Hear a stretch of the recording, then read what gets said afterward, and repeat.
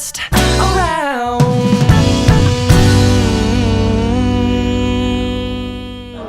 Voy a hacer una salida abierta por el lado derecho para finalizar al pasar por el centro.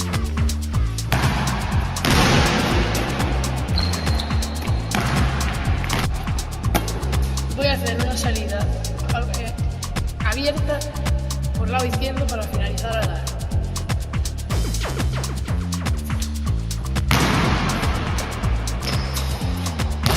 Voy a hacer una salida cruzada con la mano derecha y finalizar al tablero.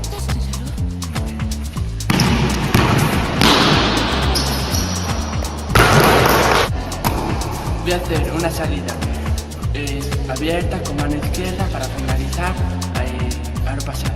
Espera un segundo.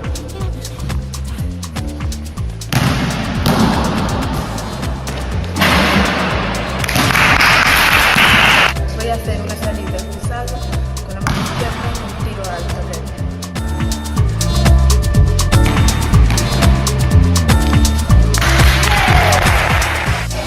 Voy a hacer un aro pasado con salida cruzada y por la mano izquierda. Rápido.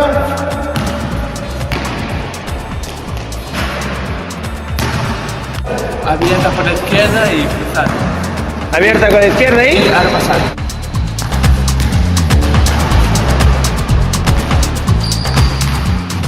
Abierta con la derecha al tablero.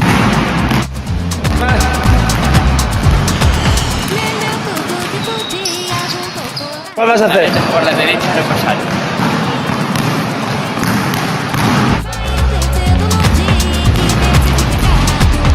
Muy bien. Abierta de derecha Al aro.